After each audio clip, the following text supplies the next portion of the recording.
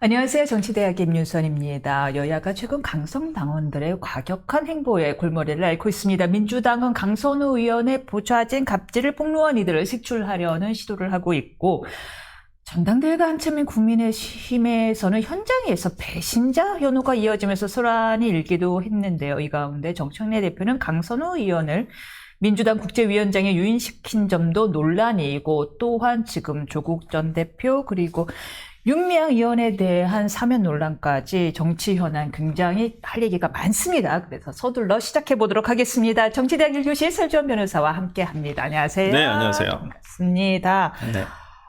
무슨 얘기부터 할까요?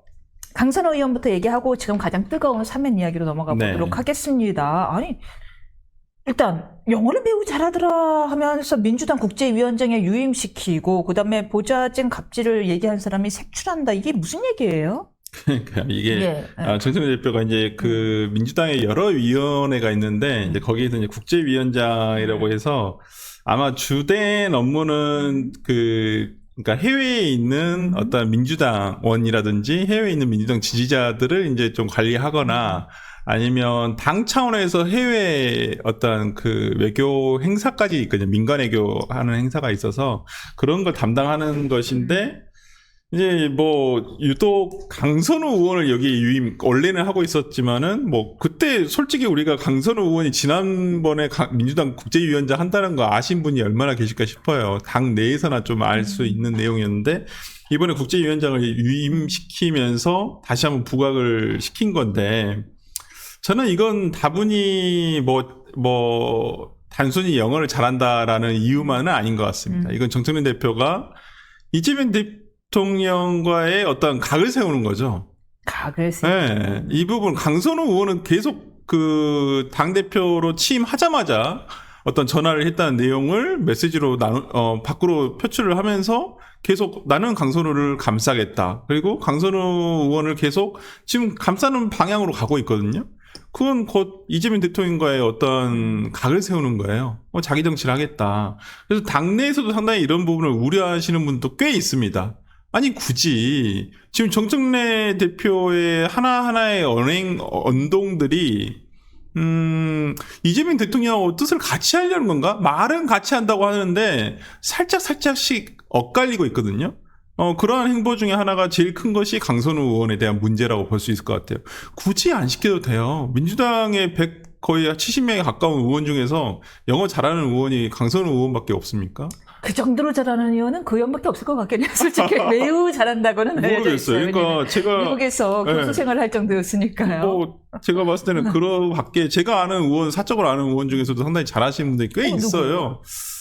지금 딱히 생각나지는 않는데 제가 알기로도 꽤 있는 걸로 알고 특히나 젊은 의원들은 대부분 어느 정도 하시더라고요. 왜냐면 젊은 의원들은 김한규 의원도 제가 알기로는 되게 잘 하시는 걸로 알고 있거든요. 미국 변호사인가 그렇죠? 아니요. 김앤장 변호사인데 우리나라 변호사이긴 한데 굉장히 제가 잘 하는 걸로 알고 있고 그래서 굳이 꼭 강선우 의원을 이 시점에서 시켰어야 됐냐라는 부분에 있어서는 당내에서도 이건 이재명 대통령의 어떤 그 강선우 장관 후보자로서의 철회를 우회적으로 비판한 거 아니냐라는 얘기를 계속 하고 있고요. 그다음에 정청래 대표가 지금 계속 얘기를 하고 있는 게 박찬대 의원과 이 대표 경선에 나갈 때는 뭐라 그랬냐면 대통령이 하시는 결정한 일은 모두 다 옳다. 다 그렇게 얘기를 하셨단 말이에요. 마이크 앞에서. 근데 지금 얼마 전에 나온 얘기로는 뭐예요? 대통령의 잘못된 점이 있으면 비공개적으로 나는 지적을 하겠다. 이렇게 얘기를 하고 있단 말이에요. 다 옳은데 왜 지적을 하죠? 비공개적으로. 비공개적으로. 아니, 비공개적으로도 안 해야죠. 그러니까 그런 말이 비공개적으로 나는 지적을 하겠다는 말이 공개를 했잖아요. 어머나. 네.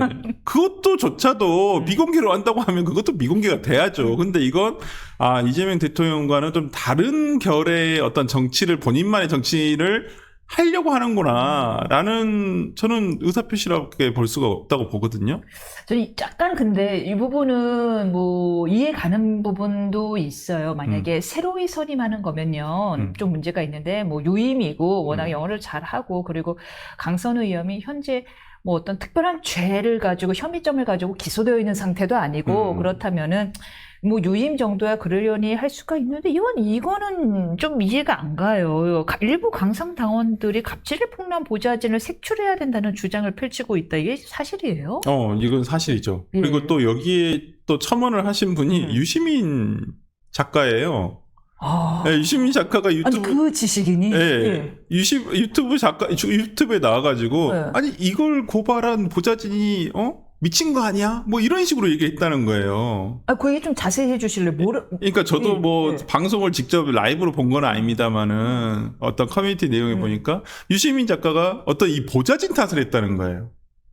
아니, 보좌진들이 왜, 와. 이것을 갑질을 한 것을 굳이, 그러니까 한마디로 내부 총질이라고 생각을 하는 거예요. 와우. 근데 저는 이 부분을 굉장히 진짜 뭐 유시민 작가가 저는 올바른 생각한다고 생각하지는 않습니다만은 굉장히 판단력이 흐려졌다고 생각합니다만은 이게 곧 지금 강성 지지층을 대변하는 얘기거든요. 그리고 오히려 선동하고 있잖아요. 강성 지지층에서는 그래 그때는 강선우가 잘못한 게 아니라 이걸 고발한 보좌진들이 잘못한 거야.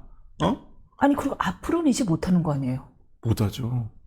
네, 저는 아니 그렇게 이렇게 돼버리면 오히려 우리가 근로기준법이나 어떤 노사관계에 있어서 갑질하지 말아라, 사내 갑질 이런 거 방지하자, 직장 내에서 이런 거 하면 안 된다라고 지금 계속 얘기를 하고 있잖아요. 근데 오히려 그걸 법으로 만들어내는 국회에서는 오히려 이런 보좌진에 대한 갑질을 오히려 보좌진을 탓을 하고 갑질을 당연시하고 이제는 갑질을 해도 보좌진들이 말도 못하는 그런 상황까지 이루어지고 있는 것이잖아요. 입법을 해야 되는 곳인데 이런 곳에서 어떻게 올바른 입법이 되나요? 참 여기나 저기나 강성 지지자들, 당원들, 맞아요. 엑스맨들 같아요. 그러니까 맞아요. 그러니까 지금 국민의힘이 굉장히 저는 이걸 그 반사적 이익, 보통 야당은 스스로 잘해서 지지율을 올릴 수가 없어요. 대부분 여당이 정말 헛발질을 하거나 어떤 이런 잘못된 모습으로 반사적 이익을 얻는 게 야당이에요. 그리고 그런 비판을 하는 게 야당이고. 근데 지금 그 야당이라고 하는 국민의힘 자체가 지금 워낙 이거 받아먹을 수 없는 상태이다 보니까 반사적 이익을 못 누리고 있는데, 그러니까 지금 오히려 민주당의 강성 지지층 등이 더 가는 거예요. 우리 이렇게 해도, 지지율에 전혀 영향이 없네? 견제 세력이 없네. 네. 대통령 지지율도 괜찮게 나오고, 당 지지율, 지금 국민의힘보다 2배 더 이상 나오고 있어. 이렇게 하는 게 맞아. 오히려 잘못된 신호를 주고 있는 거죠. 잘못된 신호를 주고 있다. 그렇기 때문에 저는 강성 당원들이 지금 이렇게 하고 있고, 거기에 또 유시민이라는, 정말 어쩌면 구루잖아요. 진보 진영의 구루인데, 그런 사람들까지 참전을 하고 있으니, 이게, 과연 올바른 말일까요? 정말 이게 오히려 그런 분들이 아니 이거 부분은 강선우 의원이 잘못한 부분이다. 그리고 우리 통찰을 하자. 이렇게 얘기를 해야 되는데 오히려 선동을 하는 거잖아요. 우리에게는 한 점, 5점도 있어서는 안 돼. 인정할 수 없어. 아니 그건 잘못된 도덕적 우월감이죠. 이건 그 도덕적 우월하지도 않지만 그런 우월감마저도 잘못되게 가지고 있는 거예요. 잘못 스스로를 느끼고 있는 건데 글쎄요. 이런 것으로 인해서 내로남불 아닌가요? 오히려 다른 진영에 있는, 그러니까 국민의힘의 의원이 이런 갑질을 한 거에 대해서는 뭐라고 했어요? 송원석 원내대표도 과거에 어떤 당직자에 대한 발길질을 했다. 이런 걸로 해가지고 탈당까지 있어요. 제일 대표적인 예는 저기였죠. 김무성 대표였죠. 그러니까. 얼마나 고초를 겪었습니까? 그러니까 그게 또 사실관계는 또 다르더라고요. 진실은 다른데 그렇게 보여졌다는 이유 하나만으로 예. 진짜 당대표 정말 김무성 대표가 정말 굉장히 큰 어려움을 겪었던 것도 사실이고 솔직히 그로부터 정치적인 하락세를 겪었던 것도 사실이잖아요. 그게 아니었는데 실질은 그게 아니라 그냥 인터뷰하려고 나오는 길에 그냥 보좌진한테 이걸 그냥 토스를 해줬을 뿐인데 오히려 보좌진하고 굉장히 사이가 좋은 분인데 그러니까 장성철 소장이 굉장히 오랫동안 김무성 대표의 보좌진을 했습니다만은 그분이 방송에서 얘기하시기로도 상당히 보좌진들 잘 챙겨주고 그 다음에 어디를 하고 나가더라도 그 뒤까지도 굉장히 신경을 많이 써준다 해서 정말 그 무대 우리가 소위 말하는 무대가 정말 그 직원들하고도 굉장히 잘 지내는 사람이었구나라는 거였는데 오히려 진짜 억울하셨겠다 이런 생각도 좀 들고 그래서 오히려 진짜 그 민주당의 어떤 내로남불 이런 게 정말 더 심화되겠구나라는 생각이 들어서 참 안타깝죠. 지금 그 지지율에 너무 안주하면 안 되는 게 리얼미터 지지율 오늘 이제 가장 여론조사 결과가 가장 최근 결과가 나왔는데요. 네. 국정 지지율이요. 이 대통령 국정 지지율 그동안 60%를 훨씬 상회하다가 처음으로 60% 미만이 나왔습니다. 56.5%가 나왔고요. 그리고 반사 이익을 얻었는데 국힘이 30.3%라는 게 나왔어요. 그리고 민주와의 편차도 그동안은 말씀하신 대로 더블 스코어였는데 민주가 48.4%가 나왔고요. 네. 그러니까 물론 국힘이 절대 잘해서는 아니겠지만 반사 이익을 얻는 거겠지요. 네. 지금 여러 가지 강선우 의원 의혹이나 이춘석 의원의 그 차명거래 의혹 등에 의한 반사 이익일 텐데 지금 또다시 한 이슈로 지지율을 흔들 수 있을 만한 이슈로 나오게 된 게 사면 이슈입니다. 그렇죠. 오늘 2시 반에 임시 국무회의를 열어서 결정한다고 하지요. 조국 전 대표 그리고 윤미향 의원에 대한 사면 이야기 해볼 텐데요. 일단 총평부터 들어볼까요? 두 분의 사면 옳습니까? 그럽니까? 굉장히 잘못된 결정이라고 봅니다. 시기적으로나 그렇고 저는 개인적으로는 뭐 매번 말씀드렸습니다만 사면권 자체를 없애야 돼요. 대통령의 사면권은 저는 부적절한 권한이라고 보거든요. 그러니까 민주공화정에서 왜 과거에 군주정에 있었던 왕의 권한을 굳이 대통령이 행사하게끔 만들어주냐 이 말이에요. 그리고 어떤 제가 확정이 됐을 때는 1, 2, 30이라는 대한민국의 어떤 시스템 내에서 사법 시스템에서 세 번의 기회를 통해서 이게 결정이 된 거란 말이에요. 그걸 왜 유죄 판결이 나고 유죄가 확정이 된 사람에 대해서 대통령이 왜 그걸 해줍니까? 생각해보니 그러네요. 네. 네. 아니 그건 과거에 왕의 은사적인 성격의 어떤 권한이었었지 이게 대통령의 권한은 아니라고 저는 보거든요. 그리고 국민들이 그러라고 뽑아줬습니까? 그거 행사하라고 대통령 뽑아준 거 아니에요. 어떤 나라 국민들을 잘 살게 하고 나라를 평온하게 가져가라. 나라를 발전시키라고 대통령을 뽑아준 거지. 과거에 잘못한 범법자들을 사면해달라고 그 사람 대통령의 국민 주권을 준 게 아니에요. 대의 행사한 게 아니기 때문에 저는 차후적으로는 정말 이 사면권은 개헌 1순위로 삭제 대상이다. 일리 있네요. 네, 저는 그렇게 생각을 하는데. 아니면 정말 민생사법만 하게 해주든지. 네, 그렇죠. 억울하신 분이 분명히 있다고 봅니다. 그렇기 때문에 제기를 해야 되는 민생사법에 대해서는 해줄 수가 있지만은 저는 정치범 사면은 더더욱이나 안 된다라고 보여요. 그러면 예를 들어 진짜 이번에 사면을 해주는 사람들의 대다수는 뭐 여야를 다 통틀어서 국회의원 한 번씩은 했던 사람들이에요. 우리가 소위 말하는 배지를 한 번씩 달아봤던 사람들이에요. 그러면 배지를 달아봤던 사람은 범법행위를 해도 이렇게 다 사면해주고 그런 겁니까? 일리 있어요. 뭐 먹고 살기 어려운 분들이 아닌데 왜 그들은 사면 복권이 되는 거예요? 정치인이었던 이유만으로. 그렇죠. 그때 그 입시비리 했던 쌍둥이. 예. 그분은 3년 다 살고 나왔단 네. 말이에요. 뭐 죄의 대가를 치른 거지요. 아니, 동정하진 않으나. 조국 전 대표도 입시비리 파렴치범이에요. 위조까지 한. 뭐 본인들은 역사의 법정에서 계속 무죄라고 하는데 역사의 법정이 어딘지 저는 찾을 수가 없었고요. 서초동에는 역사의 법정이 저는 없었다고 생각을 하고.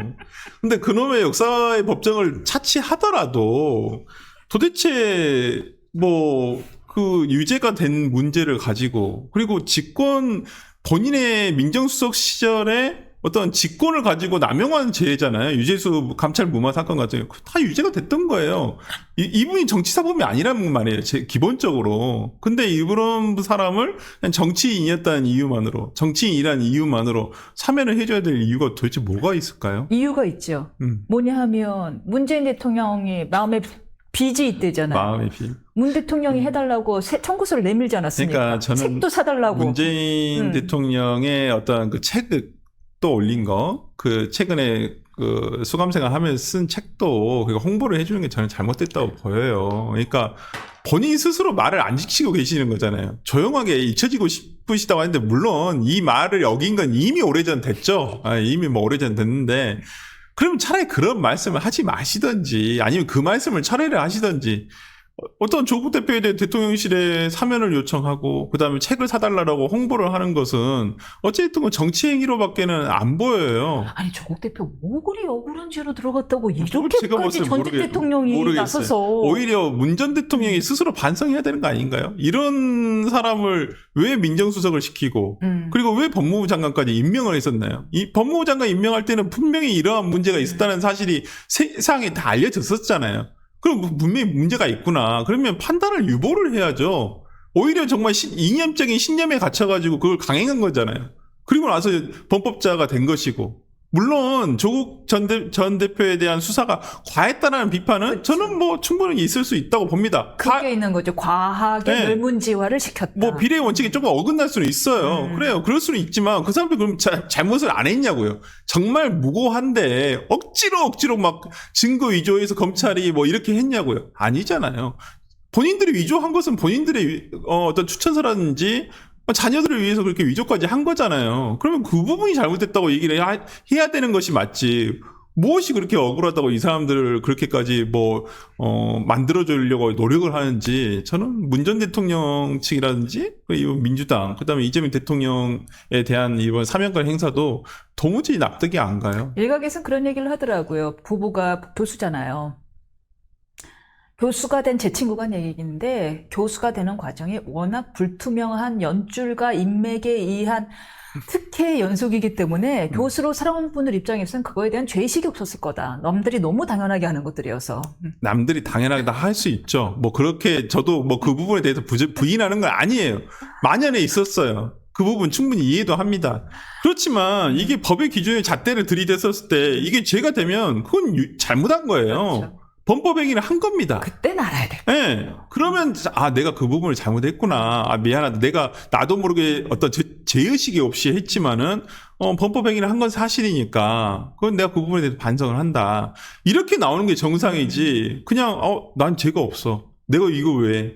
내가 무슨 잘못을 했다고? 이런 식으로 나오는 게 맞나요? 그러면 뭐 하려고 공정하고 상식이라는 단어를 매번 내세웁니까? 예, 맞습니다. 물론 조국 대표는 이제 1심 법원에서 징역형이 내려졌을 때 나는 사과를 많이 했습니다. 여러 번 했습니다. 열몇 번을 했습니다라고 반박하긴 했지만 사실 국민에게는 그런 사과를 진정성 있는 사과는 별로 와닿지 않고 뭔가 이렇게 열심히 턱걸이를 하시던 모습, 억울해하시던 모습이 조금 더 기억에 와닿는 것 같습니다.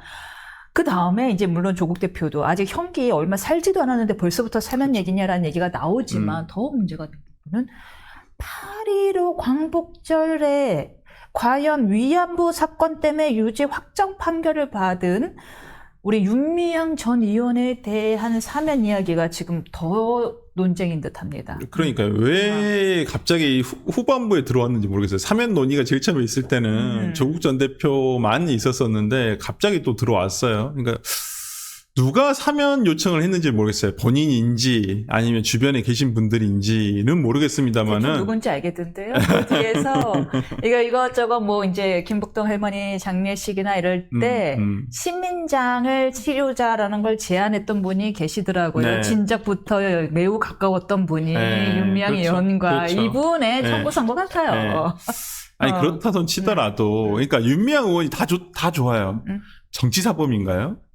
아니잖아요. 업무상 범죄? 횡령죄예요. 기본적으로 제일 큰 범죄는 네. 업무상 횡령죄고 예. 그다음에 기부금품 모집 예. 위반이고 그다음에 예. 준사기죄의 일부가 인정된 겁니다. 오케이.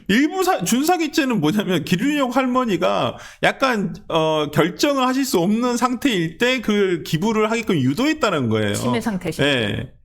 아니, 그러니까 다 좋아요. 그러니까 본인이 어떤 그 정의연을 하면서 위안부 할머니들을 위해서 열심히 노력했다는 사실까지는 있습니다만은 그 과정에서 왜 불투명한 자금 집행을 하냐 이 말이에요. 우리가 보통 일반 회사에서도요.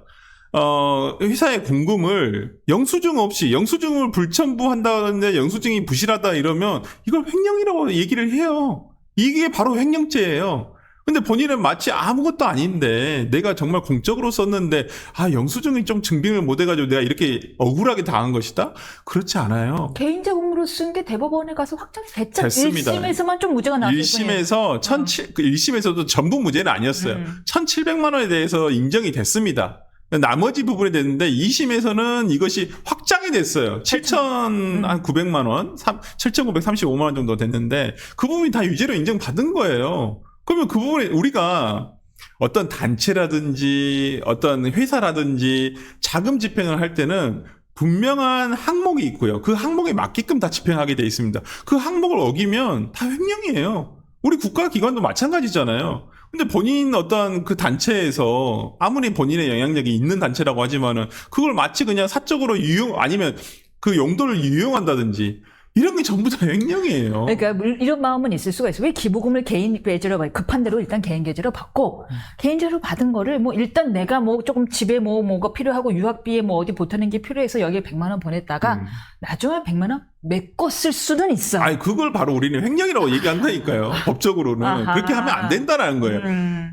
그게 다 내가 개인 돈으로 메꿀 수 있죠. 그건 양형 기준에서 피해자에 대한 회복 문제이고 횡령이라는 것은 남에게 어떠한 목적이 정해진 돈으로 맡겨진 돈에 대해서 내가 임의로 사용했었을 때 그걸 바로 횡령이라고 하는 거예요. 그것만으로 이제 범죄는 기수가 된 거예요. 네, 그걸로 끝난 거예요. 근데 그거에 대해서 마치 그 다음에 불투명한 집행을 했어요. 그 다음에 그게 사적으로 집행이 됐는지 어떤 그 용도에 맞게끔 집행이 됐는지 우리가 알 수가 없잖아요. 그럼 본인이 그걸 소명을 했었어야 했는데 소명이 불충분했다는 거잖아요. 재판에서 확정이 됐다는 것은. 그래서 대법원까지 가서 집행유예형이 됐어요. 솔직히 그 부분도 이 사건이야말로 정말 지연된 정의는 정의가 아니라는 거예요. 국회의원 4년 다 채웠어요. 다 채웠어요. 네, 재판도 늦게 됐지만. 그러네요. 근데 이 사건이 시작된 건 2020년도 5월이에요. 윤미향 의원이 국회의원 되자마자 시작이 됐단 말이에요. 근데 그걸 질질 끌어서 국회의원 임기 다 마치고 난 다음에야 확정 판결이 났단 말이에요. 그런데 추미애 전 법무부 장관이자 현 법사위원장은 사법 피해자래요. 무슨 피해를 봤다는 거예요? 저 사법 피해자요? 예. 그게 이해가 안 돼요. 아니, 그러니까 정말 저는 추미애 의원이라든지 어떤 그 민주당에 있는 율사 출신들이 가끔 이렇게 얘기하실 때 있으세요. 본인도 판사 출신이잖아요. 그러면 사법부에 있는 판사들은 물론 사법부가 3심제를 유지하는 이유는 뭐겠어? 3심제를 채택한 이유는 오심이 있을 수도 있다. 잘못 판단, 오심에 다 가능성이 있기 때문에 이것을 보완하기 위해서 3심제를 두는 거잖아요. 그러면 본인이 판사 출신이면 이런 부분에 대해서 충분한 이해가 있을 거라고 생각하는데 이런 부분에 대해서 잘못된 판결이다? 그러면 대법원에 13명의 어떤 판단을 내리는데 그 사람들이 다 잘못한 거예요? 아니잖아요. 한 사람이 있다고 하면 제가 이해가 되겠어요. 그것도 아니잖아요. 심지어 항소심에서 유죄로 더 늘어났잖아요, 죄가. 그럼요. 그때 부장판사가 지금 대법관이 된 마영주 부장. 그러니까요. 그러니까 무슨 피해를 봤다는 거예요? 그러니까 도대체 사법 피해는 피해 호소인이죠. 판사들이 사법 피해 본 거 아닌가? 이런 평가를 내리는 정치인들한테 그러면 그냥 민주당이 법원을 만드세요. 저번에도 말씀드렸지만 특별 재판부. 만들어서 본인들이 그냥 판단하면 되잖아요. 그러니까 저는 이렇게 계속 지속적으로 정치 수사라고 그래요. 비판할 수는 있다고 보여요. 정치 수사도 아니었던 거 이거 처음에 이용수 할머니가 제기했던 거였어요. 아니 그리고 그러면 문재인 정부 때 검찰이 한 거예요.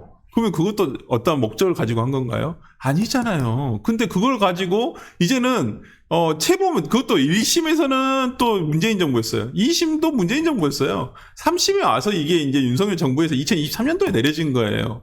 그렇다고 한다면 이걸 가지고 얘기할 거예요? 그러니까 이걸 가지고 어떤 정부에서의 판단, 어떤 사법부가 잘못됐다 이렇게 얘기할 수 있는 거냐? 그러면 그 사법부가 그 정권이 끝나면 그 사법부하고 일심동체인가요? 아니잖아요, 그게. 우리가 대법관의 임기를 6년 아니면 뭐 이렇게 한 이유도 임기를 연연하지 마라. 예, 임기와 관련 없이 어떤 정권과 상관이 없이 하라고 지금 이렇게 임기를 다 나눠가지고 엇갈리게 해놓은 거예요. 그걸 가지고 와서 무슨 뭐 사법 피해자다? 무슨 윤미향 의원 사법 피해자예요. 오히려 여기 이 사건의 피해자는 위안부 할머니들이에요. 그럼요. 위안부 할머니 이용수 할머니한테 사과 제대로 한 적이 있나요? 없잖아요. 그러면서 무슨 이걸 횡령범한테 사법 피해자라고 하는 이런 어불성설이 어디 있어요? 맞습니다. 이야말로 피해 호소인이다라는 이야기를 하고 싶고요. 지금 막 특검이 아니라 속보가 떴는데 이춘석 의원실에 대한 압수수색이 됐다라고 합니다. 네. 이춘석 의원 얘기도 지난주에 꽤 시끄러웠어요. 이춘석, 그러니까 아까 말씀해 주신 이 대통령의 국정지지율이 56%로 지금 6% 정도 급락이 됐어요. 저는 이제 두 가지 원인이라고 생각합니다. 그 중에 한 큰 원인은 이춘석 의원이었다고 생각을 하고요. 하나는 이제 민주당 전당대회가 끝났어요. 전당대회가 이제 끝나면서, 왜냐면 전당대회가 있다 보면 아무래도 여론조사가 돌기 때문에 그 대기자가 많습니다. 이 여론조사 대기자들이 많기 때문에 아무래도 민주당 지지자들이 훨씬 더 많이 응답을 했을 것이고, 이제 저는 왜냐면 6%라는 것도 굉장히 큰 폭이거든요. 그러니까 무슨 특별한 사유가 있지 않는 한은 굉장히 어려운데, 지난주에 생각해보면 전당대회 효과가 끝났고, 그 다음에 이춘석 의원이 바로 뒤이어서 나왔기 때문에 저는 조금 떨어졌다라고 봅니다. 뭐 이제 이게 어떻게 갈지는 모르겠어요. 지금 이제 국민의힘 근데 국민의힘은 더 문제가 뭐냐면 전당대회임에도 불구하고 지지율이 오르지 않는다는 거죠. 하고 있는지도 몰라요. 네, 참 그건 문제인데 어쨌든 이춘석 의원에 대한 문제는 특히나 가장 문제가 되는 것은 선행매매일 수도 있다라는 거예요. 내부 정보를 이용한 선행매매일 수도 있다라는 부분이 가장 크거든요. 그거 완전 징역형만 있잖아요. 그럼요. 그렇기 때문에 왜 그러냐면 이분이 국정기획위원회의 경제 2분과장을 맡으면서 거기가 AI 담당이었거든요. 그리고 이분이 그날 왜 본회의장에서 이것을 네이버하고 LG를 받겠어요. CNS를 받겠어요. 그날 그 오후에 발표가 있었거든요. 오전에 받고 네. 오후에 발표가 있어요. 네, 근데 본인은 알 거 아니에요. 이게 오를 것이다. 왜냐면 주식시장은 그 소문에 사고 그러니까 뉴스에 팔라는 얘기가 있잖아요. 사전에 돌았을 거란 말이에요. 그럼 그리고 이 문제가 뭐냐면 이분 이거 다 신용 매수한 거예요. 그러니까 한마디로 외상으로 매수를 한 거란 말이에요. 했다고요? 그러니까 이분이 자기 돈으로 이걸 산 게 아니라 6,400만 원어치 산 게 아니라 한마디로 신용 매수라 그래가지고 내가 외상으로 사고 이게 오르면 그 차익 실현해가지고 이걸 갚겠다는 거거든요. 증권회사에. 네. 공매도네. 네. 약간 이게 이제 신용 매수라는 것은 상승한다는 확신이 없으면 하기가 굉장히 어렵어요. 이게 떨어지면 그걸 바로 팔아가지고 그 손해까지도 자기가 다 부담을 해야 되거든요. 그 확신을 어떻게 얻었어요? 어떻겠죠? 알고 있었으니까. 와. 특히나 AI 담당이었으니까. AI 담당. 네. 그러고 보니까 그렇다면은 여러 가지 AI 관련주들, 테마주들 떴잖아요. 네. 카카오뱅크들 떴어요. 그렇죠. 그런 건 없네요. 카카오페이는 떨어졌잖아요. 중간에. 카카오가.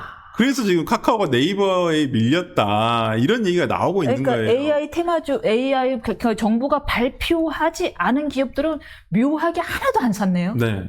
그러니까 그날 네이버를 5주씩 분할 매매를 했었잖아요. 이분이. 네. 그러니까 분할 매매를 했었잖아요. 제가 봤을 때는 추이를 보면서 아마 올라간 차익 실현을 하기 위해서 이렇게 한 것이라고 보이고요. 그렇구나. 저는 지금 저는 그 부분이 가장 크다고 봐요. 선행매매인지 여부만 일단 확인을 해야 될 것 같고 그렇기 때문에 그 핸드폰 그리고 저는 그 국정기획위원회 2분과에서 어떤 논의까지 있었는지도 확인을 해야 된다고 봅니다. 논의 자료가 만약에 그 전에 매매 전에 있었다는 것이 확인이 되면 선행 매매인 게 거의 확실하겠네요. 그렇죠. 내부 정보잖아요. 이거 기업보다도 더 빨리 한 거예요. 기업보다도 먼저 한 거예요. 이 정책을 결정한 사람이니까. 우리는 이재명 정부에서 AI는 이렇게 갈 것이고, 이 기업들은 대부분 이런 리스트가 있다는 거 알고 계셨을 거 아니에요. 그걸 국민 모두가 다 알았나요? 아니잖아요. 그리고 그 시기도 정확하게 알고 있었을 거란 말이에요. 당연히 어떠한 정책 방향이라든지 발표 시기나 이런 걸 전부 다 하잖아요. 그걸 사전에 다 정해놓고 하는 거잖아요. 근데 저는 그런 부분에서는 이춘석 의원이 모르겠습니다. 이제 수사가 진행되고 인사에 대해서 확답하기는 어렵습니다만은 상당히 그런 의혹이 있다. 그렇기 때문에 단순히 어떤 차명거래? 그건 중요하지가 않게 됐어요. 차명거래는 부차적인 문제이고 이건 선행매매가 있냐 아니냐 부분이 더 중요하게 됐다고 저는 봅니다. 우리가 내부 정보를 이용하지 못하게 하는 데에는 이유가 있는 거잖아요. 법적 그럼요. 취지가. 네. 이분 모를 사람 아니잖아요. 그럼요. 변호사. 네. 심지어 그냥 변호사로만 돈 벌고 있는 사람이 아니라 국회의원이고 다선이고 법사위원장을 하고 있는데 그렇게 버젓이 대놓고 우겨요? 그러니까. 그것도 얼마나 마음이 급하면 본회의장에서 오전 이러고 있겠어요. 저는 당황했다고 보여요. 그게 찍혔을지도 몰랐을 거예요, 본인은. 근데, 저는 이제 해명 과정에서 너무나 부적절했다라고 생각을, 해명이 하나도 맞는 게 없어요. 상식적으로 이해되는 게 하나도 없었었고, 왜 보좌진의 핸드폰을 본인이 들고 다닙니까? 그것도 말이 안 되는 것이고. 그리고 너무, 참 처음 변명이 너무 뭐했던 게, 우리 1,400만 주식 투자자 중에서 최소한 1,000만 정도는 휴대폰으로 하실 거예요. 그러면 어떻게 하는 프로세스 다 아시잖아요. 답으로 하는 거죠. 네. 아니, 귀찮지만 다 개인 정보, 생체 정보 다 넣고, 비밀번호 넣고 합니다. 보안 때문에. 그거 다 아시는 분이 그냥 보좌관 꼴 헷갈려서 갔다. 헷갈려서 엽니까? 어떻게 엽니까? 그리고 보좌진의 명의로 돼 있는 주식을 왜 본인이 사고 팔고 해요? 말도 안 되는 얘기고. 저는 그런 부분에서 저는 이거 그냥 단순히 국회의원의 도덕적인 불성실 의무가 아니에요. 이건 그 차원을 이미 넘어섰습니다. 이것은 거의 주식에 대한 주가 범죄를 저지른 거라고 저는 개인적으로 생각을 하고, 국회에 있다 보면요, 정말 고급 정보가 많습니다. 근데 거기에 대해서 어떤 굉장히 견제나 이런 걸 많이 하는 게 이유가 뭐냐면, 정말 앞으로의 방향에 대해서 얘기를 하고 설정을 하는 거잖아요. 거기에 대해서 누군가 부당이득을 취하지 말라는 거예요. 그리고 대부분이 일하느라 바빠가지고 이 고급 정보를 어떻게 이용할 줄을 몰라요. 대부분 거기 안에 있는 사람들은 그냥 이런 정보가 있었다, 이런 뉴스가 있었다, 그런 이슈가 있었지만 그 다음 또 넘어갑니다. 그냥 그 다음 일을 해야 되니까. 그러면서 그냥 넘어가는 거거든요. 근데 국회의원 중에 저는 이춘석 의원만 있다고 생각하지 않습니다. 솔직히 더 있을 거예요. 그래서 전수조사 가자고 하는데. 네, 근데 이제 전수조사를 할 수가 없는 게 대부분 자기 명의로 안 하잖아요. 자기 고백 하겠어요? 그러면 보좌관이 누군가가 내부 고발을 해야 되는데. 그렇죠. 내부 고발 아니면. 또 색출당하겠네. 그렇죠. 할 수가 없죠. 그러니까 이게 참 법적으로 되게 어렵다라고 보고, 저는 이번에 이거라도 해야 된다는, 이춘석 의원에 대한 수사는 당연히 철저하게 해야 된다고 보고요. 그 다음에 국정기획위원회 2분과 이 AI와 관련한 이 사안만 가지고라도 수사를 정확하게 해야 돼. 그 분과에 들어있던 사람들, 주식거래 하는지 안 하는지. 최소한 진짜로. 가족 범위까지는 해야죠. 그 조사는 해야죠. 이 대통령이 패가 망신하겠다고 했잖아요. 주가 그러니까요. 가지고 장난치는 사람들 주식 근데 가지고. 무슨 장난쳤는데? 보여줘야 네. 돼요. 진짜 이거 지지율에 영향 많이 갖고요. 보니까 이 주식 관련된 게 이 대통령의 지지율의 주식 양도세 문제, 대주주 기준 완화 때문에 한번 출렁거렸고요. 네. 그다음에 이것도 출렁거렸잖아요. 이 주식 관련된 게 먹고 사는 문제다 보니까 지지율에 직접적으로 영향을 주던데 패가 망신하는 걸 보여줘야 지지율이 회복될 것 같아요. 네. 근데 모르겠어요. 또 이런 분 국회의원 한번 달고 나오신 분이라 또 나중에 누가 또 사면해 주겠죠. 알겠습니다. 여기까지 듣겠습니다. 네, 감사합니다.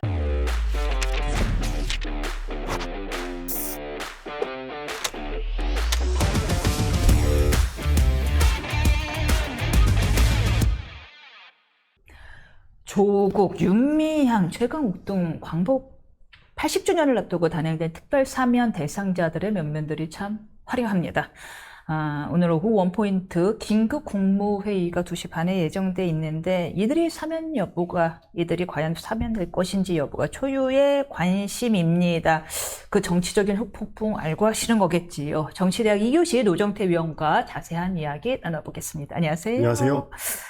2시 반에 국무회의가 비공개로 열리는데 원포인트로 이 사면 복권 이야기를 할 거라고 하는데 어떻게 예상하십니까? 아니, 비공개 원포인트인데 사면 안 해주겠다는 결론을 내려고 설마 그걸 하겠어요? 안 할 수도 있죠. 에이, 저는 여태까지의 패턴을 놓고 볼 때 네.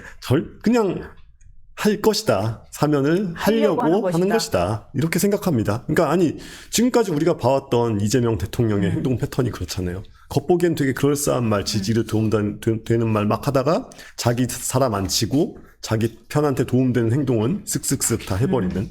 이것도 지금 비공개로 하겠다는 것 자체가 이미 말 다 한 거죠.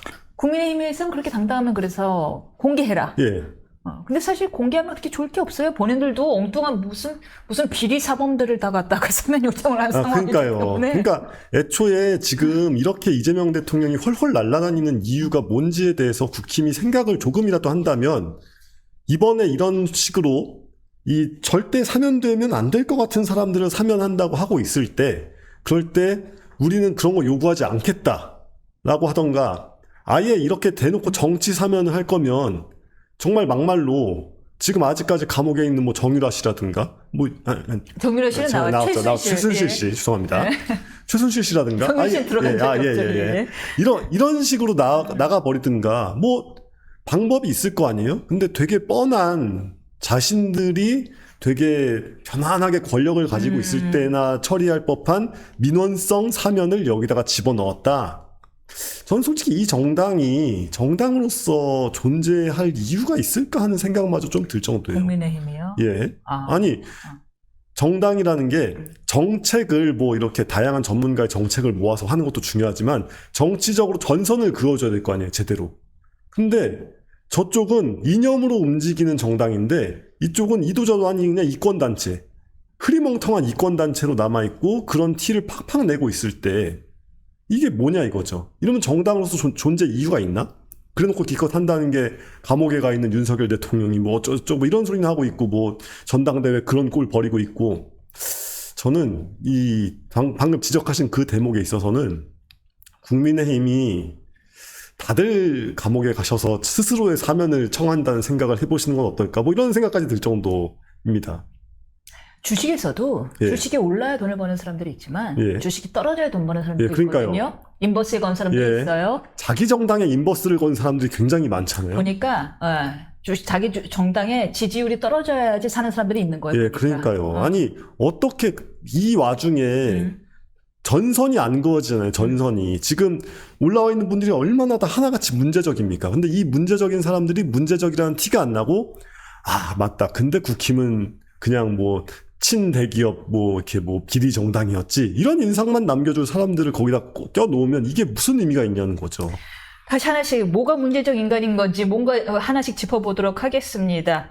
자, 조국, 최강욱, 윤미향 어떤 사람에 대해서 먼저 이야기하고 싶으십니까? 아무래도 예. 우리 마더네이션 조국 파더네이션 조국 전 장관을 얘기를 오케이. 해야겠는데 예. 아니 다 떠나서 이분이 저지른 범죄 혐의 중에 입증되지 않은 게 하나라도 있나요? 없잖아요.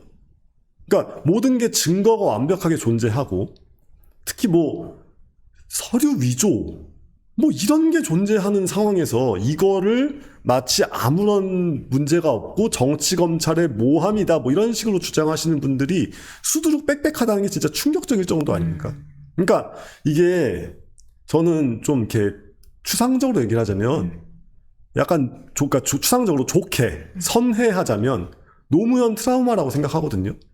그러니까 노무현 전 대통령이 검찰 수사를 받다가 이제 스스로 목숨을 끊은 그 다음부터 민주당을 지지하는 어떤 그런 핵심 지지층의 마음속에는 검찰이 미워하면 좋은 정치인이다라는 선후가 바뀐 사고방식을 갖게 된 것 같아요. 그러니까 저도 노무현 대통령에 대해서 되게 좋은 평가를 하는 부분이 많고 어렸을 땐 또 열심히 또 지지도 했었고 그 네. 젊은 뜨거운 혈기에 네. 저도 덩달아 지지도 많이 했었고 합니다만 어쨌건 그 공과 과를 나눠서 생각해야 될 거 아니에요? 근데 그 과를 검찰이 물고 늘어지면서 가족 문제까지 다 얽혀 들어가고 할 때 그런 식의 잘못된 옳지 않은 선택을 했다는 그것이 노무현의 모든 것을 다 어떤 그런 초월적 인격적 존재로 승화시켜줄 수는 없는 거잖아요. 근데 그거를 악용해서 막상 노무현이 그렇게 궁지에 몰렸을 땐 악용하던 사람들이, 그러니까 막 모른 척하고 막 그러던 사람들이 장례식장부터는 갑자기 막 상주 행세하고 그런 식으로 일이 벌어지지 않았습니까? 똑같은 패턴이에요. 아니, 조국 뭐 전 대표가 그런 자범스러운 범죄를 저지르고 권력을 가지고 있을 땐 또 권력을 가지고 막 뭐 감찰을 무마하고 뭐 아무튼 그 권력을 희한하게 남용하고 거기에 제일 국민들의 심기를 건드렸던 거는 자녀 입시비리죠. 입시비리였죠. 예, 그렇죠. 근데 그 모든 것들이 다 그렇게 명백하게 있음에도 이 사람이 검찰 수사를 받았고 감옥에 간다라는 이유만으로 모든 게 정당하다고 생각하는 그 뒤집힌 사고방식을 저는 솔직히 정치권보다는 그냥 국민 여러분 개개인한테 호소를 하고 싶은 겁니다. 앞뒤가 바뀌어 있다는 거예요. 물론 그럼에도 불구하고 그 사람이 개인적으로 좋은 사람일 수 있고 정치인으로서 어쩌면 좋은 정치인의 역할을 할 수도 있습니다. 세상이 어떻게 되면은. 근데 그렇다고 해서 이 사람이 억울하게 검찰 수사를 받은 것조차 아니고 억울하게 검찰 수사를 받았다고 해서 정당한 사람이 되는 것도 아니잖아요. 그러니까 이건 정말 이제는 국민 여론에 호소하는 수밖에 없는 것 같아요. 정치권이 너무 맛이가 있어서. 오히려 피해를 받았다기보다는 오히려 정치인이 될 것을 선언하고 정당을 만들고 당 대표가 됨으로써 재판이 한없이 지연됐죠. 예, 그렇죠. 예. 예, 그래가지고 결국에는 선거, 법정구속도 피하고. 총선까지 치를 수 있게 돼가지고 법정구속도 지금 피하고 세비도 받고. 예, 엄청난 정당의 제3당의 당수가 되어 있잖아요. 당수란 말이 좀 이상하지만 당수라고 안 할 수도 없는 당수잖아요. 그러니까 이게 조국 가족이 도륙났다 뭐 이러는데 도륙나긴 뭘 도륙났습니까? 대박났죠. 영치금으로 몇 억씩 벌었지. 거기다가 책 팔아먹었지. 그 책을 또 지금 문 전 대통령이 홍보하세요. 예, 그러니까요. 책 팔아먹었지, 당 만들어서 일단 정당을 만들었다. 이거 굉장한 일이잖아요. 정당 만들었지, 책 팔아먹었지, 거기다가 그 따님, 지금 코스메틱 사업가로 굉장히 승승장구하고 있어요. 조민 씨요? 예. 아니, 원래 의사의 뜻이 없던 분이잖아요. 그거는 조민 씨 본인도 알고 모든 사람이 다 아는 얘기 아닙니까? 근데 다만 부모가 욕심으로 자식을 그렇게 밀어 넣었는데, 근데 어쨌건 그 다음에 제가 아까부터 계속 한탄하고 있는 그런 대중 정서가 그분도 어떻게 스타로 만들어 버리더니 그런 말하자면 파리피플이 되어가지고 화장품 뭐 이런 거 지금 수입해가지고 팔아가지고 매출이 엄청나다면서요. 화장품 회사 대표가 됐는데. 이 가족이 뭐가 도둑이 났냐고요, 그러면은. 도둑이 됐다. 예. 네, 근데 제가 이재명 대표라면, 그러니까 한마디로 청구서가 들어온 거잖아요. 대놓고 사면을 요구했잖아요. 반가울까요? 이 청구서가? 사실, 이게 사람의 성격과 또 제가 그 위치에 안 있어봐서 모르겠는데, 저 같으면 안 해줄 것 같거든요. 왜요? 짜증나잖아요. 어딜 대통령한테 지금. 그러니까, 니네가 아무리 그렇게 뭐 힘이 있어, 그러니까 나보다 힘 큰 세력의 일부고 뭐 어쩌고 해도 나는 대통령이야, 이 새끼들아라고 하고 싶은 그 마음이 울컥 솟구칠 것 같은데, 역시나 저보다 정치적으로 단수가 높으신 우리 대통령 각하께서는 이런 굴욕을 참고 이겨내고 이게 사면해 주시려는 것 같아요. 역시 실용주의자. 예, 역시 실용주의자다. 이런 면에서는 실용주의자인 것 같습니다. 아니, 저 같으면은 그러니까 좀 표현이 그런데, 저 같으면 몹시도 화가 나고, 저의 성질을 억누르지 못한 나머지, 사면은 무슨 놈의 사면이냐. 하며 경무할 것 예, 같은데. 그렇죠. 경로하고, 법과 지금 엄중해야 된다. 왜냐면 내 재판은 멈춰 있으니까. 그렇게 할 것 같은데, 안 하세요. 역시, 예, 실용적 인격을 가지신 분이다. 이렇게 생각을 합니다. 사실 지금 더 논란이 되는 분은 윤미향 전 의원이에요. 예. 8.15 광복절에 이게 웬 말이냐. 그쵸. 예. 그러니까, 이분이 그러니까 그 일제시대, 그러니까 일제시대라는 말 요새 안 쓰죠. 일제강점기라고 쓰는데, 아무튼 그 36년 동안 벌어졌었던 일들을 소비한 방식 자체가 굉장히 우리의 역사 인식을 뒤틀어 놓았고. 잠깐만요. 그 얘기 좀 재밌는데, 그러면 질문부터 다시 한번 여쭤볼게요. 예. 지금 윤미향 전 의원에 대해서, 예전부터 관심이 지대하셔서, 관련 칼럼도 상세히 쓰셨어요. 예. 그 이야기 좀 어떤 역사와 관련돼서 이렇게 쭉 설명을 해 주시려는 것 같은데, 좀, 예, 핵심적으로 설명해 주시겠습니까? 이것도 윤미향 의원 사건도 마찬가지로 명백한 범죄 사실이 있고, 그 범죄 사실이라는 게 우리의 역사 인식을, 국민의 역사 인식을 돈으로 바꿔서 엿바꿔 먹은 거거든요. 뭔 소리냐면은, 우리가 그 위안부 문제, 일본군 위안부 문제, 이런 거에 관심을 갖는 이유가 어떤 그런 한국인으로서, 그리고 더 나아가서는 인류로서 갖는 어떤 공통의 공감 때문이잖아요. 인류애죠. 인류애 때문이죠. 그리고 여성주의 문제도 사실 엄청나게 얽혀있는 문제고. 근데 여기서 사람들이 그렇게 해서 모인 후원금, 이런 걸로 뭘 했습니까?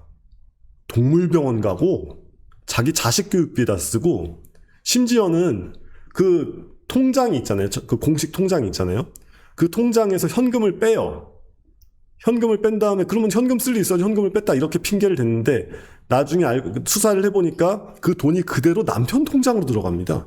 개인 통장. 이게 다 판결에서 확정된 내용이에요. 예. 근데 1심에서 벌금, 그러니까 유죄로 나온 그 횡령 액수가 1,700만 원 정도에 지나지 않아가지고, 그래서 이제 이거 너무 과도하게 기소를 했다, 뭐 이런 식으로 우겼지만, 1,700만 원이 뭐 네 집 개 이름인가요? 후원금 중에 1원 1전이라도 빠지면 안 되는 게 후원금이죠. 근데 다른 사람한테 주는 것도 아니고 일본군 위안부 피해자 할머니한테 할머니한테 사람들이 기부했던 그 돈을 동물병원 가고 자기네 호의호식하고 어디 펜션 가가지고 일본 과자 먹으면서 일본 맥주 마시면서 쳐노는 그런 짓을 하겠다고 횡령을 한 그런 인간들이, 그런 인간의 횡령 수괴가 어떻게 사면을 나는 마치 지금 받은 것처럼 얘기하고 있잖아요. 오늘 이 시점까지. 예. 그래가지고 되게 떳떳하게 이러고 있는데, 저도 피해자입니다. 뭔 말이냐면은, 나눔의 집 처음 열었을 때, 그때가 90 몇 년도였는데, 제가 중학교 1학년 때인가 2학년 때인가 그랬어요. 그때 제가 그 지금도 부모님 댁 가면 있는데 이렇게 조그만 저금통이 있거든요. 거기다 제가 꼬깃꼬깃 모은 돈이 있었어요. 뭐 1,000원짜리부터 해가지고 500원, 뭐 100원 뭐 이렇게 모은 돈이 있었는데 저는 그 저금통 들고 갔습니다. 그랬군요. 가가지고 그냥 있는 돈 다 거기다 보냈어요. 계좌이체로. 그래서 그게 뭐 10원 단위로 나온 액수가 있어가지고 아직도 기억이 생생하게 있는데 이런 돈이에요. 그런 돈으로 그런 돈이 미국 자녀 유학비로 갔다. 예. 만약에 그런 진짜 돈으로. 그런 동물병원으로 갔다. 예. 그거는 유죄가 확정된 사안이고 이미 다 확인된 사실입니다. 예. 그러니까 제가 뭐 그렇게 대단한 걸 했다는 게 아니라 마찬가지일 거 아니냐고요. 거기 그 윤미향 의원이 하고 있었던 나눔의 집에 돈을 보낸 사람들의 마음이 다 비슷할 거 아니냐고요. 어떻게 그런 마음을 배신해놓고 지금 당당하고 떳떳하게 나는 검찰의 피해자고 역사가 뭐 어쩌고 이런 소리를 하고 있습니까? 저는 차라리 윤미향 의원은 이해가 가요. 모든 범죄인들은 교도소에 가서 예. 보세요. 제가 피해자래요. 예. 그리고 그거에 대한 죄의식이 있는 사람이면은 10여 년 동안 이런 범죄를 그쵸. 저지르지도 않았겠지요. 그런데 사리분별할 수 있을 만한 추미애 전 장관은 뭔 소린 거예요, 이게? 잠깐만. 전제가 잘못된 것 같은데. 사리 분별할 수 있을 만한? 아니, 분별해야 예, 여의도 쪽에서 왔다 갔다 하시는 분들 중에 그 말에 동의하실 분이 과연 얼마나 될지. 사리분별을 해야만 할. 이게 결국에는 말하자면 민주당 계열에서 가지고 있는 신화화된 역사, 무기화된 역사의 핵심 소재를 제공한 게 윤미향 전 의원이어서 그런 거 아니겠습니까? 뭔 말이냐면은 이게 보수의 근간이 되는 이야기는 뭐예요? 우리가 한국전쟁에서 북한의 침략으로부터 이 나라를 지켰고 그리고 그 다음에 경제 성장을 이루었다. 국격강병. 예. 근데 그 다음에 민주화를 했다라고 하기에는 그것만으로 좀 머쓱한 측면이 없지 않으니까 이제 막 뭐 옛날에 2000년대쯤에 뭐 100년 전쟁이니 뭐니 막 이러면서 우리가 실은 가만히만 있었으면 일본한테 점령도 안 당했거나 일본한테 점령을 당했어도 그 다음에 미국과 소련이 와가지고 분단되지 않았거나 뭐 이런 식으로 이 정치적 논의를 역사적으로 막 이렇게 거슬러 올라가면서 역사적으로 큰 죄가 있는 집단이 있다. 그것이 군사독재 정권의 후예인 너네다. 뭐 이런 식의 스토리텔링을 만든 다음에 한국인이라면 누구나 가지고 있을 수밖에 없는 어느 정도의 반일 감정. 그건 뭐 어쩔 수 없는 거잖아요. 식민지 출신이니까. 그러니까 그런 거를 그렇게 역사를 거꾸로 읽는 걸로 그쵸. 책을 낸 분도 있죠. 예, 많이 있죠. 지금 뭐 한국사 강사 유명하신 분이 이쪽에도 있고 저쪽에도 있잖아요. 근데 저쪽에 계신 분은 이제 이런 식의 역사관을 지금 새삼 팔아먹고 계시고 반대쪽에 계신 분은 자기가 프레디 머큐리인 줄 알고 그게 낫는 것 같은 걸 입고 그러고 계십니다만 그러니까 그런 식으로 역사라는 거를 일종의 그 종교적인 차원으로 스토리텔링을 만들었을 때 그 종교라고 한다면은 우리가 이제 기독교는 이제 뭐 예수님이 우리를 위해서 희생하신 희생양 뭐 이런 게 있기 마련이고 모든 종교적 서사에는 어떤 그런 순결한 희생자 피해자가 있기 마련이거든요.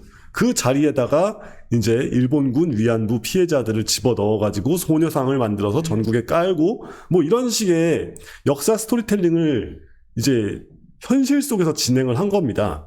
그러니까 당연히 뭐 민주당 입장에서는 이거를 함부로 뭐 이렇게 손절을 칠 수는 없고 절대 손절은 칠 수 없고 그리고 이게 호락호락 그냥 이렇게 못 본 척 할 수도 없는 뭐 약간 그런 상황이죠. 근데 문제는 이게 아까 얘기한 것처럼 우리가 일본에게 당한 피해다라는 식으로만 생각을 하면 너무 말이 앞뒤가 안 맞아버리는 게 너무 많거든요. 그러니까 좀 많이 비극적인 얘기입니다만 이게 일본군한테 이런 걸 배웠잖아요. 배운 다음에 6.25 때 남한군도, 그러니까 한국군도, 북한군도 다 마찬가지로 그런 위안부 시스템을 운영을 했어요. 이거는 기록이 다 남아 있습니다. 그러니까 군대가 여성을 그런 식으로 성적으로 착취를 해왔다고요. 시스템적으로. 근데 우리 군대가 그랬다는 것도 얘기를 잘 안 하지만 북한군이 그런 짓을 했다는 것도 얘기를 안 해요. 왜냐하면 이게 전쟁이라는 상황에서 벌어지는 보편적인 국가폭력과 그 국가폭력 앞에서의 여성의 인권 문제로 들어가면 일제를 욕할 수가 없잖아요. 일본만 욕할 수가 없잖아요. 그리고 일본 다음에 이제 그 미군 기지촌 얘기들 막 많이 하죠. 근데 그러니까 일제와 미군의 문제로만 얘기를 해야 되는데 그게 아니라 그냥 그 당시에 이 여성 인권에 대한 인식 수준이 그 모양 그 꼴이었기 때문에 한국군이건 북한군이건 다 마찬가지 짓거리를 하고 있었다는 얘기는 절대 하지 않는. 그거 굉장히 예민한 얘기인데 한국군과 북한군이 했다라는 역사적 근거가 사료가 있어요. 아니 예를 들어서 한국군 그 얘기는 리영이 우리가 알고 있는 그 리영이 예. 이렇게 새는 좌우의 날개로 난다는 그 리영이 제 책 제목 틀렸습니다. 아무튼 그 리영이의 그 젊었을 때 자기 젊은 시절에 대한 그 수기 막 이런 거 보면은 그냥 다 나와요. 그 당시 사람들에게는 그게 문제라는 인식 자체가 없었습니다. 그 문제라는 인식이 언제부터 생겼냐? 90년대를 전후에서부터 생기기 시작한 거고 그 전까지는 이게 문제였다는 생각 자체를 거의 안 하고 살았어요. 94년도인가에 처음 제기가, 예, 91년도인가에 처음 제기가 됐죠. 예. 위안부 문제는 아예 제기가. 그런데 이재명 대통령 입장에서 생각보다 이 친문 개입들의 청구서가 세게 들어오는 것 같아요. 그래서 아까 말씀드렸지만 저 같으면 조국도 부담인데 6명이라뇨. 저 같으면 그래서 취임 100일도 안 된 대통령이 어떤 일종의 초능력을 가지고 있는 상태거든요. 그러니까 청와대도 용산으로 옮길 수 있었잖아요. 그 초능력을 거기다 쓴 거잖아요. 근데 지금 가지고 있는 이 막강한 권력으로 저는 친문을 좀 내가 그 입장이면 오히려 친문을 손볼 것 같은데 안 그러고 있다는 게 윤미향 전 의원이 지금 복역 중인 것도 아니고 예. 무슨 고초를 겪었던 것도 아니고 예. 4년 임기 다 채웠어요. 재판이 그러니까요. 늘어지는 바람에. 그래서 그동안 세비 다 받았어요. 예, 세비도 받고 뭐 호유식 그리고 다 실제 했죠. 집행유예가 나와서 교도소 근처도 간 적이 없어요. 예. 이런 분이 이렇게 급합니까 이게? 그러니까 이게 이렇게까지 양보를 해서 친문으로부터 얻을 게 뭐냐 뭐 이런 생각이 들고 그러니까 지금 이게 문제인 게 정치적으로 해석할 필요가 없거나 정치적으로 해석을 하지 않아야 될 사안들을 우리가 정치적으로 해석하게 만든다. 오케이. 그렇죠. 그러니까 지금 일본군 위안부 문제는 제가 지금 열심히 얘기한 것처럼 역사와 특히 여성주의적 관점과 여러 가지가 개입되는 문제입니다. 그리고 그러니까 역사와 전쟁 폭력과 여성주의 문제죠. 그리고 이 조국 전 장관 같은 경우는 자꾸 장관이라고 하는데 조국 전 대표 같은 경우는 전 장관이 이게 우리가 이런 식으로 아무리 자식이 소중해도 서류 위조를 하면 되는가 안 되는가 같은 논쟁의 거리가 아니잖아요. 숙명여고 쌍둥이 보세요. 그 시험지 한번 유출했다가 그 집안이야말로 완전히 지금 박살이 나 있거든요. 뭐 아버지 직업 잃고 자식들 지금 다 우울증 걸려가지고 막 약 먹고 있고 환자도 있고 막 그렇단 말이에요. 이혼했다죠. 예, 이게 도륙을 당한다는 건 이정계 도륙을 당하는 거지. 그 반대로 죄의식이라고 전혀 느끼지 않는 사람들이 승승장구하고 있는 게 도륙이 아니죠. 근데 어쨌건 범죄 혐의는 명백하잖아요. 그 뭐 어쩌고 무슨 팰리스죠? 그 무슨 그 호텔에서 자원봉사인지 뭔지 했다는 그것도 서류를 위조해가지고 아빠가 대충 만들어준 아빠인지 엄마인지가 이제 만들어준 서류에다가 그 담당자 도장을 빌려가지고 찍어가지고 이렇게 만든 위조 서류도 존재하고 막 그런단 말이에요. 딸인가요, 아들인가요? 그 인턴 사료는 아들이 인턴이지 뭐지 최강욱 집에서 인턴인 거고요. 예. 그러니까 이런 짓을 하는 사람들이 공직자에 들어간다는 거는 그냥 애초에 상식 바깥의 일이거든요. 근데 지금 우리가 이런 게 정치적으로 해석할 사안이 되어버리면서 우리가 사람이 사람을 때리면 안 되잖아요. 그렇죠? 그런 것처럼 사람이 문서를 위조하면 안 되거든요. 이제 잘못을 저지르면 정치하면 돼요. 예, 그러니까요. 정반대잖아요. 잘못을 저지른 사람은 정치를 하면 안 되는 게 정상인데 잘못을 저질렀을 땐 정치를 해서 일을 키워가지고 내 편을 많이 만들어서 무마를 하면 된다. 이런 식으로 흘러가게 된 거 아닙니까? 이 자체가 너무 이상하고 끔찍하고 비극적인 일인 거죠. 정말 상식적인 이야기인데 이 상식적인 이야기가 참으로 귀하게 들립니다. 예. 이 대통령 이야기를 조금 더 잠깐 그 얘기 그 사면 이야기에 덧불어서 갑자기 그래서 유승준 씨가 소환됐어요. 이게 그렇죠. 뭐예요? 그러니까 아니 윤미향도 사면 받는데 유승준이라고 왜 한국에 못 들어오냐? 물론 이제 유승준이라는 게 일종의 약간 얘는 되는데 유승준은 왜 안 돼? 이렇게 물어보는 것이긴 하지만 사실 오히려 유승준은 봐줄 만한 여지가 충분한 게 국가가 입국을 허용하고 말고는 국가의 재량권이잖아요. 정말 전적으로 주권 사항이잖아요. 그거야말로. 그러니까 그냥 국민적으로 봐주면 되거든요. 그러니까 그럼 유승준 씨도 정치적으로 줄을 서면 됩니다. 그러니까 지금은 너무 엉망진창이 돼 있으니까 국힘 쪽에 그 윤어게인 막 이런 데로 가지 말고 뉴어게인 뭐 이런 거 하지 말고 반대쪽으로 이제 막 이재명 막 이러면서 국힘 욕하고 그런 유튜버 하고 있다 보면은 아하, 들어올 예, 수 있겠네요. 들어올 수 있을지도 몰라요. 그 강성 지지자들이 민원 넣겠네. 그렇죠. 해달라. 그렇죠. 뭘 그러니까 유승준 씨가 어디에 붙어야 될까? 그건 잘 유승준 모르겠는데. 씨가 제가 알기로는 유튜브 하는 걸로 알거든요. 예. 이 좋은 팁 꼭 예, 알려주시기 바랍니다. 저희가 영상 올릴 때 이렇게 태그라도 걸까요? 이재명 대통령이 휴가에서 복귀하자마자 산재 사망 사고 직보를 지시했습니다. 그동안 이제 포스코 ENC 등을 향해서 반복적으로 발생한 건설사의 면허를 취소하는 법원까지 논의하고 있는데, 이 산재 사건에 대한 대통령의 관심이 지대합니다.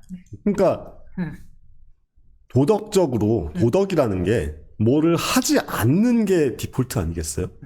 서류를 위조하지 않는다. 네. 음주운전을 하지 않는다. 네. 뭐 이런 거.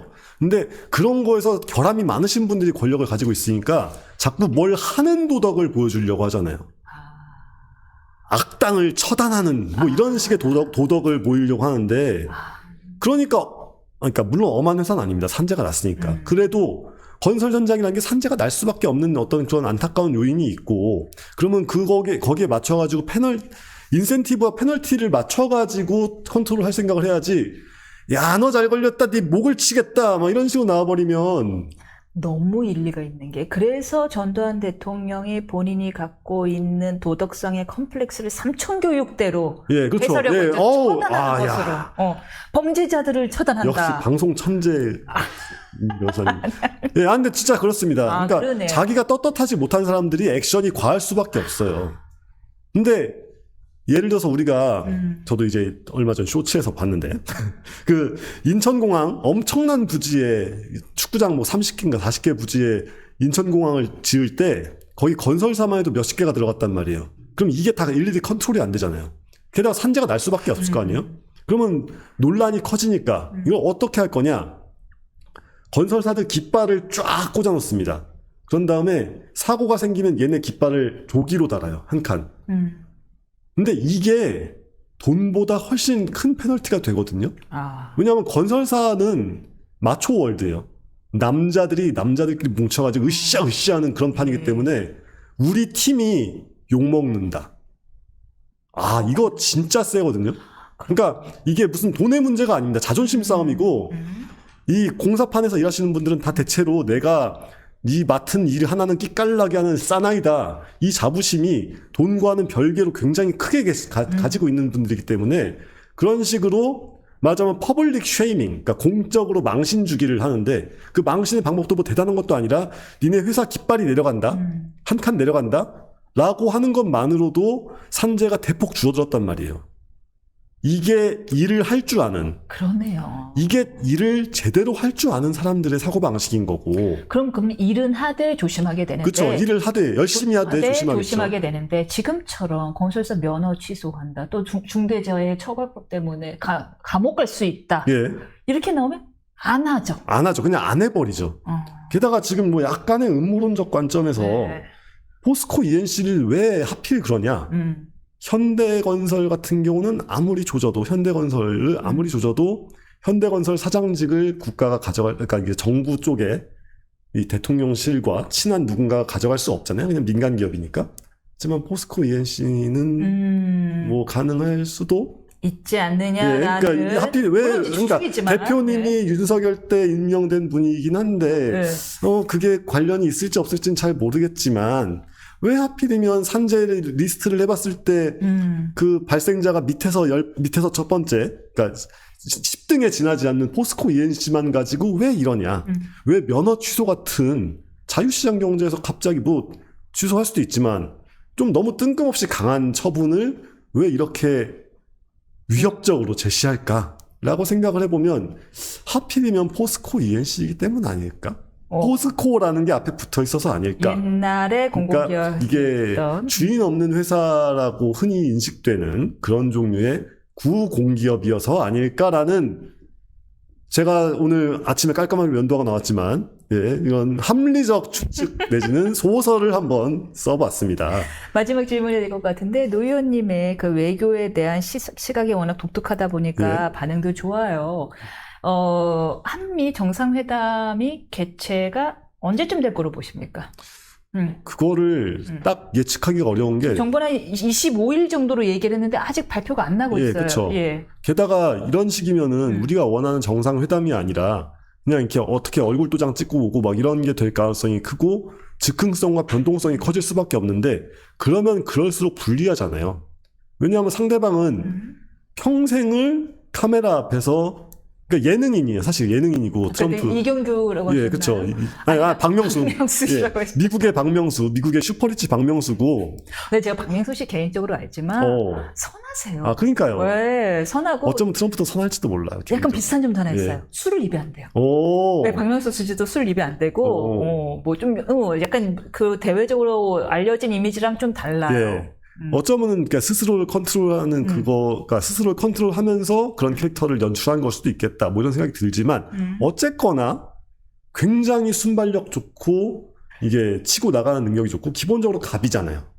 갑과의 만남에서 을이 준비 안 된 상태에서 만나면 더 손해를 많이 볼 수밖에 없죠. 아니, 좀 답답해서. 왜냐하면 2주 내에 정상회담을 열기로 했다라고 했는데 그때 협상 합의된 게 7월 30일이었는데 네. 2주는 벌써 지났고 정부에서 25일쯤이라고 얘기를 했는데 그것도 아직 발표는 없고 그냥 정부의 바람인 것 같고 그래서 이게 되긴 되는 건데 돼야죠 일단. 근데 이게 진짜 트럼프 외교가 정말 우당탕탕인 게 지금 얼마 전에 또 인도를 상대로는 너네 관세 100% 때린다 뭐 이러면서 3주 준다 뭐 이런 식으로 나왔단 말이에요. 그러니까 지금 약간 좀 세계 방방곡곡을 돌면서 삥 뜯는 것 같은 그런 행태를 보이고 있다 보니까 여기에 어떤 예측 가능한 요소 같은 거는 굉장히 적고 그러니까 우리 스스로가 일단은 상대방이 예측 가능하지는 말아야겠지만 우리는 어떤 그 나름의 로직을 가지고 나름의 이제 탄탄한 기반을 가지고 움직여야 되는데 지금 전혀 아니잖아요. 윤미향 사면이 바로 그런 거거든요. 근데 갑자기 다시 뭔 얘기냐면은 윤미향 씨라고 해도 예, 빨리 예. 위안부 협상을 저번에 박근혜 정권 말미에 위안부 협상을 일본이랑 했는데 그거를 들어엎지 않았습니까? 그걸 또 들어엎는 여론을 조성할 때 가장 혁혁한 역할을 하신 분이죠. 그 후로 한미 관계와 한일 관계가 완전히 미궁으로 빠졌었잖아요. 그런 상징적인 인물을 지금 우리가 한일 관계를 뭐 다시 뭐 좋게 만들겠다는 둥, 개선하겠다는 둥, 미국이 너무 이렇게 예측 불가능해지니까 한국과 일본의 파트너십이 중요해진다는 둥, 앞으로는 이런 얘기를 하면서 뒤로는 윤미향을 사면해? 23일에 한일 정상회담 예정돼 있거든요. 완전히 빅엿을 미리 보내는 거죠. 그렇군요. 한국의 특산물인 거대한 엿을 이렇게 보내고 있는 겁니다. 오미야게로. 그러니까 일본 그 선물로. 그러니까 이게 이재명 패턴이라니까요. 입으로는 그럴싸한 말을 하면서 누구를 어떤 사람을 어떻게 쓰고 있는가를 보면은 윤미향 씨가 사면을 받으면 그게 그냥 사면을 받기 위해서 사면을 받는 거겠습니까? 뭔가 감투를 씌워주기 위해서 사면을 하는 거잖아요. 일본 입장에서도 참 불예측한 사람으로 느껴지겠네요. 이재명 그러니까 대통령이. 많이 사면 될 경우. 오히려 일본인들한테는 예측이 쉬울지도 몰라요. 왜냐하면 일본인들은 그 다타마에와 혼내, 그러니까 속마음과 겉모습이 다른 게 일본 사회에서는 되게 이렇게 일상적으로 경험하는 거니까 이재명의 혼내는 원래부터 그게 아니었구나. 저 사람은 반일 전사가 맞구나. 라고 아마 일본인들은 쫙 그렇게 생각하고 있을 겁니다. 알겠습니다. 여기까지 듣겠습니다. 잘 들었습니다. 감사합니다.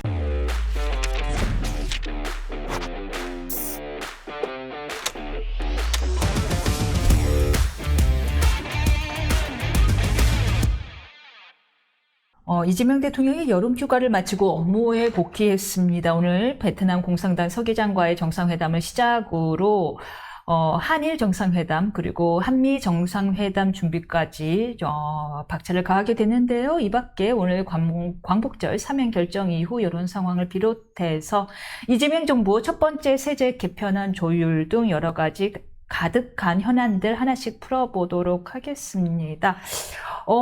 먼저 현안들 이야기하기 전에 네네. 총론부터 이야기를 해야 될 것 같은데 아까 좀 네. 잠깐 언급했는데 오늘자 뜨끈뜨끈한 리얼미터 네네.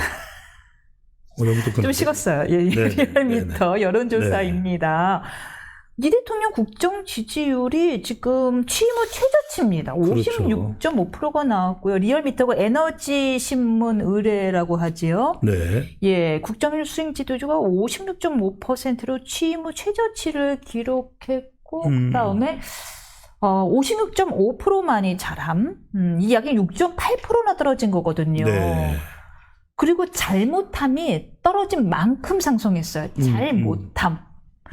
민주당도 비슷하게 하락했고 6% 가까이. 그리고 그렇죠. 국민의힘이 이제 상대적으로 3% 올랐는데요. 뭐예요? 이 6%가 왜 떨어지고 뭐 잘못하면 올라갔다. 무엇이 원인들인 거예요? 가장 큰 게 그거죠. 지금 이춘석이죠. 다른 거 없죠. 이춘석이죠. 그게 참 이제 국민들 영역이 주식이거든요. 주식. 그러니까요. 뭐, 그래서 제가 우리 시간을 통해서도 주식 이게 이 양도소득세 대주주 기준 이건 빨리 결정을 그러니까 이건 물론 일요일 것까지는 포함이 안 된 지난 월요일부터 금요일까지예요. 제가 말씀드렸죠. 이거는 이춘석 관련된 게 뻥 하고 터진다고 이야기를 했잖아요. 근데 그 터지기 전에 전조 현상이 뭐가 있었어요. 마치 오로라 현상처럼 희끄무리하게 보이잖아요. 이게 지금 하늘에는 지금 징조가 좋지 않은데 네. 하는 게 떴단 말이에요. 그게 뭐가 뜬 거예요. 대주주 양도소득세 부과 기준을 50억으로 됐던 것을 10억으로 강화할 것이다. 이게 다 부질없는 거라고 제가 수도 없이 이야기를 했잖아요. 왜냐하면 주식을 모르는 사람이 이런 이야기 하는 거예요. 첫 번째, 50억으로 하던 걸 10억으로 이렇게 해서 낮춰서 강화한다는 게 대주주를 배불릴 수 있다. 그래서 우리가 빨리 차단해야 된다. 이렇게 생각할 줄 모르는데 양도소득세 부과 기준이 대주주 배불리는 게 아니에요. 개미 투자자들이 죽어나는 거예요. 그러니까 아무것도 몰라. 주식을. 그러니까 진성준 전 정책위원장이 뭐라 그랬어요? 나는 주식을 모릅니다. 아니 그럼 이춘석 의원한테 물어봤어야죠. 물어봤어야죠. 아니면 전문가인데. 대통령실에 있는 김남국한테 물어보든지 그러니까. 아니면 저한테 물어보든지 아니면 정치대학에 조회수를 올려주면서 이걸 보든지 제가 수도 없이 이야기했잖아요. 그리고 이게 약한 연결고리가 생겼을 때 내가 뭐라 그랬어요? 뻥! 그러니까 지금 가뜩이나 상황이 안 좋은데 개미 투자자들이 뭐야? 왜냐면 이제 대주주 이 기준이 완화됨으로써 연말에 팔게 될 텐데 그렇게 아니, 되면은 그리고 이제 출렁이게 되는 거잖아요. 그리고 제가 설명을 주가가. 드릴게요. 무슨 네. 말씀이냐면 여러분들이 정말 운 좋으신 거는 뭐냐면 지금 이면선 정치대학에 와서 배추도사 만나서 여러분들이 경제정보도 없고 정치정보도 없고 사회정보도 없고 문화정보도 없고 이런 데가 없어요. 제가 무슨 말씀드리냐. 감사합니다. 자, 외국인 투자자들은 이렇게 대주주 강화한다는 걸 보고서 코스피 5천 간다면서 그럼 지금 코스피 1000 가려고 하는 거야? 안 들어와요. 물이 들어와야 되는. 한국 시장에 대해서 등을 돌려버려요. 더군다나 여러분들 우리는 MSCI 모건 스탠리 캐피탈 인덱스 인터내셔널에 우리는 신흥국 지수란 말이에요. 그러면 이렇게 하면은 안 들어와요.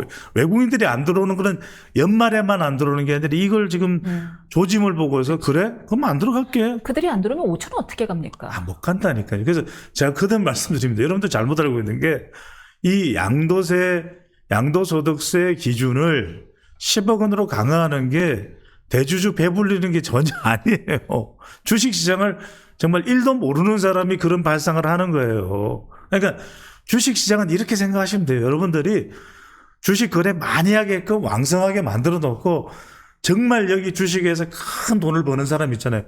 그럼 그제서야 돈 많이 벌었네? 그럼 거두가면 되잖아. 그걸 뭐라 그러겠어요? 이 사람이 주식시장에 와서 1000억을 벌었어. 그럼 50억 좀 세금 내. 그건 내지 말라 그래도 내야 돼. 그런데 이건 주식을 1도 모르는 사람들이 이러고 있는데 확실한 거는 그랬는데 뻥! 이춘석은 차명 거래를 한 거예요. 의혹이에요. 그 얘기 잠깐 전에 확실한 거는 그 이춘석 의원 때문에 전수조사하자 막 이런 얘기 하잖아요. 진성준 의원은 안 해도 될 것 같아요. 확실한 건 잘 모르는 것 같아요. 조심하세요. 고소고발돼요. 근데 진성준 의원의 아들이 또 개미 투자자라는 거 아니에요. 전 정책위 의장이에요. 그래서 제가 드리는 말씀이 민주당에서는요. 주식과 관련해서는 김현정 의원이라고 있어요. 그 김현정 의원이 그 금융노조위원장 출신이에요. 그분이 뭐라 그럽니까? 그분이 바보예요. 금융노조위원장 출신이에요. 금융소득세, 투자소득세 폐지해야 됩니다. 이거 대주주 요건 강화, 이거 하지 말아야 됩니다. 그 사람이 그 이야기를 하고 있어요. 전문가가, 당내의 전문가가. 그러니까 네. 전문가들 이야기를 자, 들어봐야 돼. 그러니까 이게 지금 지지율이 뻥 하고 내려가고 민주당도 뻥 하고 내려가면서 국민의힘이 올라가는 거죠. 근데 여기다가 지금 뭐 다른 악재들도 있죠. 좀 기류가, 공기가 안 좋아. 사면이라든지 이런 것들도 지금 보세요. 다 사람이야. 이춘석 지금 10% 깎아먹은 것은 이춘석이야. 지금 이제 또 불안불안하는 것이 조국인데 조국이 아니라 제가 몇 번 말씀드렸죠. 윤미향이야. 아, 조국이 아니에요. 여러분 잘 보셔야 돼요. 이건 뭐냐면 조국이 아니라 윤미향이에요. 윤미향을 국회의원 임기까지 다 끝내고 실형받아가지고 하나도 손해 안 본 전 정의기억연대 이사장 사면해준다? 집행유예였죠? 그럼 제 사면해주세요. 저 좀 사면해주세요. 뭐 있으세요? 아, 좀 더 좀 많이 배워주세요. 아, 네. 아니, 이면선 저 좀 사면해주세요. 야, 이쯤에 얼른 적극적으로 이면선, 말씀드려야 우리 했죠. 은선이 국무회의 전에. 이면선. 아니, 그러니까 이런 선량한 사람들을 사면해야지. 네. 뭐 하는 겁니까? 그러니까 제가 그래도 말씀드립니다.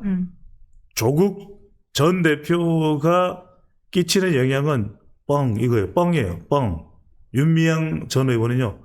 뻥! 이게 이런 걸 근데 문제는 뭐냐면 아니 당정대 협의회를 하면 뭐합니까? 당정대 협의회를 했잖아요.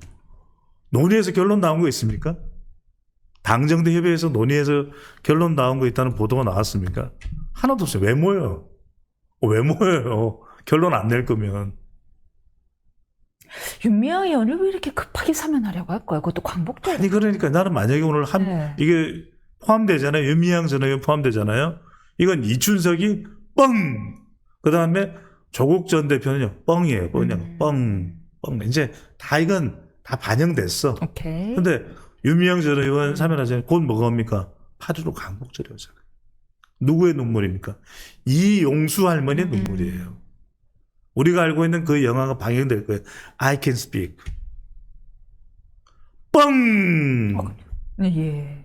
자, 상당히 이거는 이재명 대통령 입장으로서도 조금 부담스러울 수밖에 그렇죠. 없는 사면인데 이 민주당 내 친문계 영향력이 여전히 유효하다고 봐야 되는 건가요? 그러니까 보세요. 이렇게 친문계 이런 걸 떠나서 친문계는 아니지 싶은데 네.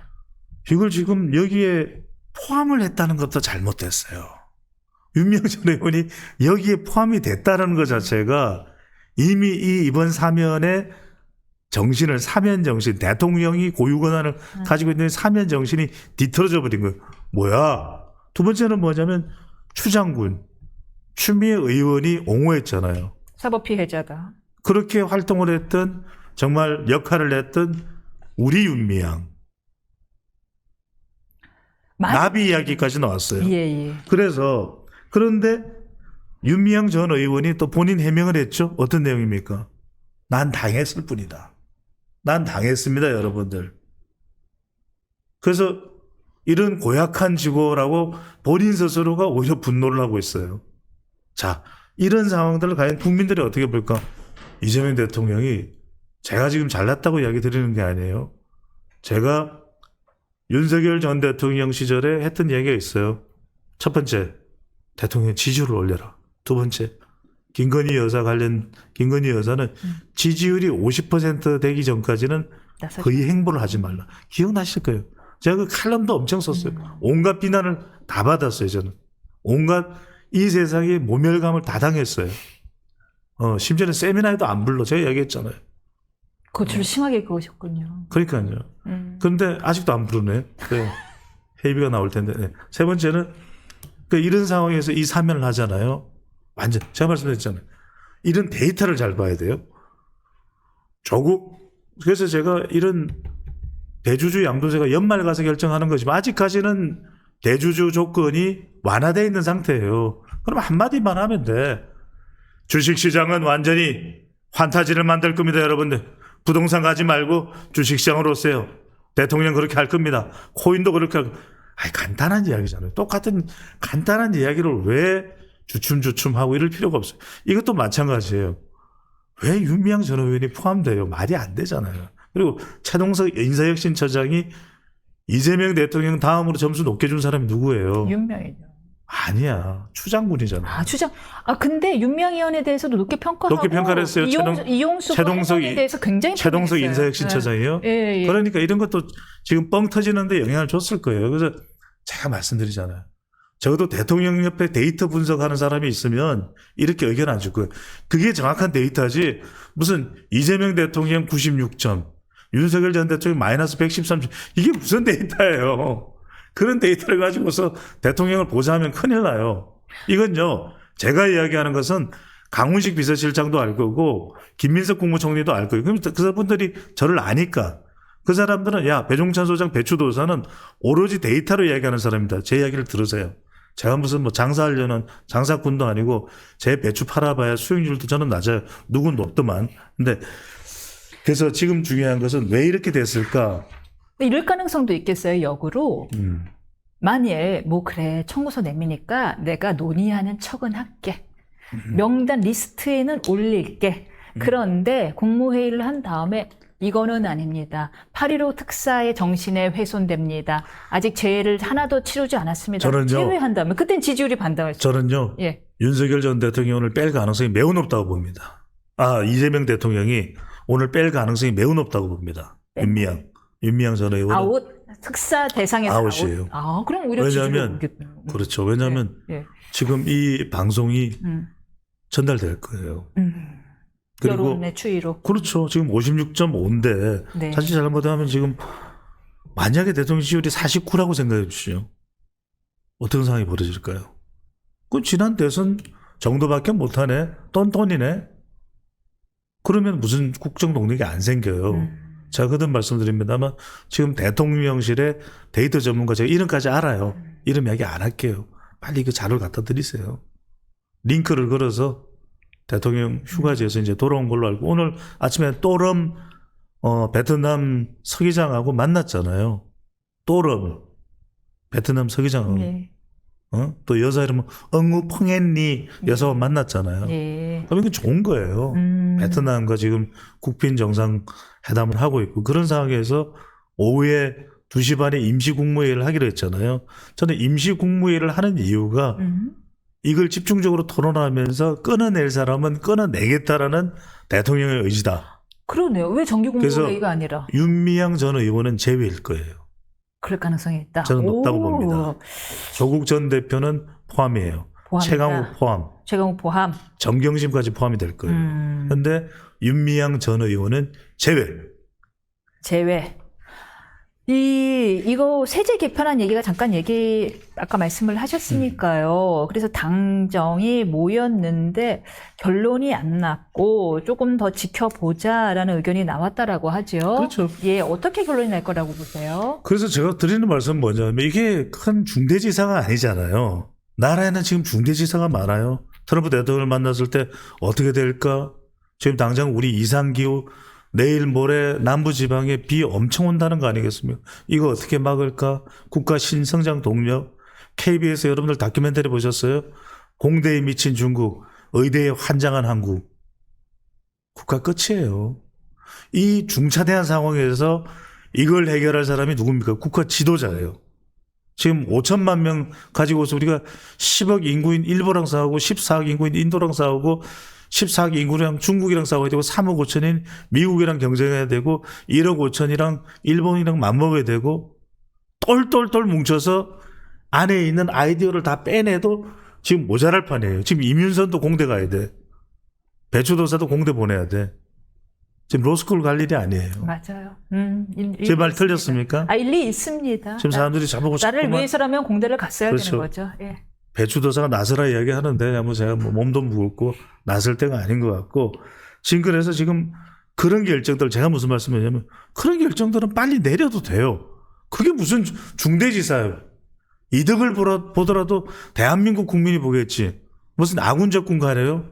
자꾸만 지금 뭐냐면 우리 국민들 내부에서 아군적 군가리고 너 그러네요. 저 편이냐 이 편이냐 이게 뭐 하는 짓이에요? 그래요, 맞네요. 이익을 보더라도 어차피 아니, 그 사람도 우리 국민이. 이익을 보더라도 우리 국민이 그 사람이 어디 가서 쓰겠어요.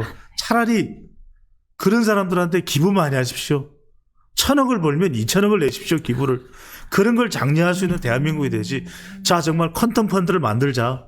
양자 컴퓨터를 만들고 그런 아이디어를 내는지도 그거 당정협의회 만나가지고 당대정 만나서 처음에 서로 인사하느라고 1시간 걸리고 2시간 걸리고 뭡니까? 딱 답을 내고 그래 이건 답을 냅시다. 우리 국민들을 위해서요. 빨리빨리. 왜 고려가 거란을 이겼는 줄 아십니까? 고려 철갑 기병대요.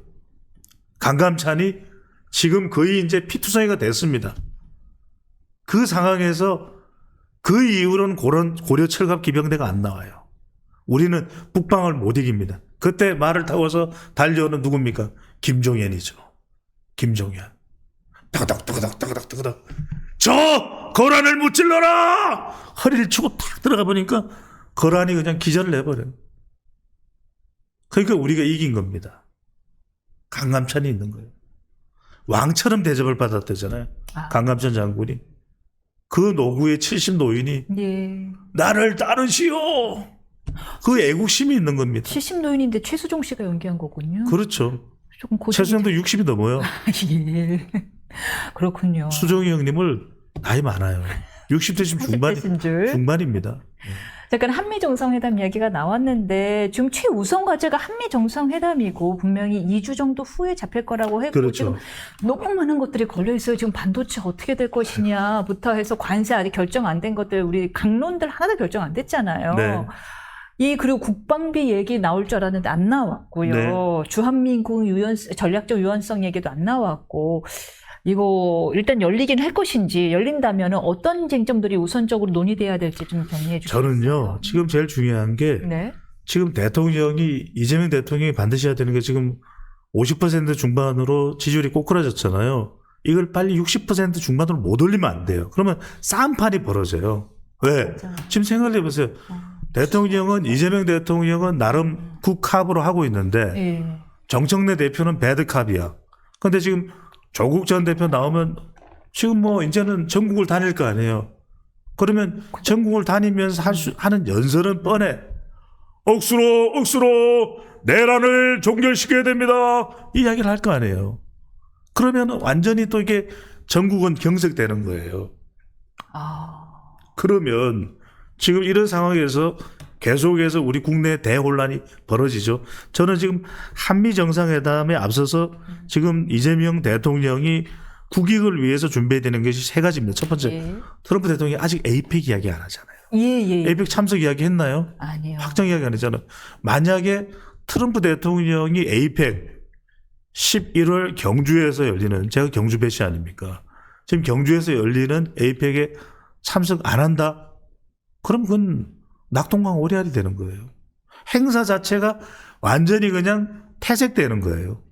쫑나는 거예요. 왜? 제가 무슨 친미주의자도 아니고 제가 무슨 우리나라가 굴욕 외교하라는 이야기도 아니에요. 그런데 미국이 참석을 안 하겠다. 벤스 가? 나 안 가? 이러면 어떻게 되겠어요? 격이 확 떨어지겠죠. 내년에는 어디서 열리는지 아세요? 내년에는 이 다음번에는 에이펙이 중국에서 열리잖아요. 거기는 갈 가능성이. 그 다음에 두 번째가 뭐냐면 지금 또 하나 준비되는 게 에이펙 준비해야 되죠. 에이펙 답변을 어떻게 끌어낼 건가. 적어도요. 지금 이 또름 베트남 서기장은 와서 4일 국빈 방문합니다. 부산도 방문을 해요. 이게 굉장히 중요한 겁니다. 자, 트럼프 대통령이 1박 2일로 오게 하면 안 돼요. 2박 3일을 하길. 와서 경주잖아요. 최경주 골퍼, 박인비, 박세리, 샤르팡 이렇게 해서 라운딩을 해야 돼요. 이재명 대통령이 골프 한번 쳐야 돼요. 쳐야 나이스 샷 그러면서 공 살짝 흘려도 그냥 눈 감고 나이스 샷 이렇게 해서 국익을 끌어올리는 겁니다. 그 다음에 두 번째는 뭐냐면 지금 한국이죠. 주한 미국 상공회의소 누굽니까? 제임스 킴이죠. 제임스 킴이 뭐라고 얘기했습니까? 노란봉투법 통과되면 외국계 기업 떠날 거다. 트럼프 대통령요. 오벌 오피스에 앉아서 기분에 따라서 오벌 오피스에 앉을지 아니면 옆에 그냥 회의하는데 그걸로 장소가 옮겨질지 몰라요. 그러니까 이재명 대통령을 얼마나 예우하느냐에 따라서 오벌 오피스로 가겠죠. 오벌 오피스. 계란처럼 생겨서 오벌 오피스라고 이야기를 하고 미국의 모든 대통령은 중대사를 거기서 논의합니다. 자기 사무실이에요. 제일 중요한 자리입니다. 최고의 예우를 해주는 거예요. 이재명 대통령한테 바로 물어볼 겁니다. Mr. President Lee, what is that yellow envelope? 노란 봉투법, what the hell is that? 어떻게 대답할 거예요? I hate that. 나 싫어합니다. 어떻게 대답할 거예요? 노란 봉투법에 대해서 답변 준비 안 하면 안 돼요. 이게 굉장히 중요한 겁니다. 노조법 2조, 노조법 3조는 오케이. 하지만 왜냐면 이제 해외에 있더라도 노조랑 협상을 해야 되니까요. 그거예요. 그러면 기업이 손해를 본 부분은 누가 물리죠? 누가 다 배상해야 되나요? 누가 더 책임져야 되나요? 기업이 책임져요. 그 부분에 대한 건 설명이 있어야 되잖아요. 결국 개인 주주들의 손해인 거예요, 그거는. 그러면은 이 한국에 있는 라인이 외국으로 갈 때, 외국에 공장을 건설할 때도 분규할 수 있어요. 그러면 조선업 뭐라 그러겠어요? 저는 제가 드리는 말씀은 뭐냐면 여기에 대한 답변이 준비되어 있냐는 거죠. 세 번째는 뭐냐? 소방입니다. 소방 뭐예요? 소고기. 아, 방해비. 여러분들 일본하고 대만은요. 예. 30개월 이상 소고기 다 수입해요. 패티로 쓰죠. 그러면 트럼프 대통령이 뭐라 그러겠어요? 40개월 스테이크입니다. 티본 스테이크. 프레지던트리 먹어보세요. 안 먹을 거예요. 안 먹을 거예요. 그 다음에 방해비. 트럼프 대통령을 연구한 사람이면 누구나 합니다. 트럼프 대통령은 방해비 받아야 되는 사람이에요. 일기 때 뭐라고 얘기하냐면 한국이 최소 30억 달러는 달라. 지금 기준으로 4조 2천억입니다. 그런데 우리는 1조 5천억을 이야기하고 있어. 트럼프 대통령 가만히 있겠어요? 지금 주한 미군 사령관이 뭐라 그러겠어요? 약간 그것을 암시하는 듯한 툭 하고 쳤잖아요. 여기로 뺄 듯. 그렇죠. 그래서 이제는 미군은 숫자에 연연할 일이 아니다. 주한미군은. 주한미군의 역할이 바뀌어야 된다. 자, 그런데 주한미군의 숫자가 감소되면 북한이 한국에 대한 위협에 대해서 한국 시장이 코리아 디스카운트가 아니라 주한미군이 이동할 수 있다는 이야기 되면 이건 외국인 투자자들 다르게 봐요. 여러분들 이거 잘 아셔야 돼요. 전시작전권이 우리가 자존심이 없어서 전시작전권을 한수 못하는 게 아니라 이런 여러 가지 경제적 상황, 군사적 상황, 안보적 상황 이걸 보는 겁니다. 그런 차원에서 트럼프 대통령이 물어볼 거예요. I said 30억 달러. What the hell is that? 그러니까 이런 부분에 대해서 얼마나 정교하게 준비를 해가느냐. 아니면요. 이야기를 하다가도 트럼프 대통령은 한 30분 이야기하다가도 Okay, let's wrap up. I got another business. 이렇게 되는 겁니다. 그래서 저는 가서 정말 1시간 반의 융숭한 대접도 받고 트럼프 대통령이 한국의 이재명 대통령의 그런 태도라면 나는 관세를 더 줄여줄 용의도 있다. 그러면 지지율도 올라가는 겁니다. 그래서 저는 트럼프 대통령이 이재명 대통령이 에이펙, 노란봉투법, 소방 이건 철저하게 준비하고 하시라.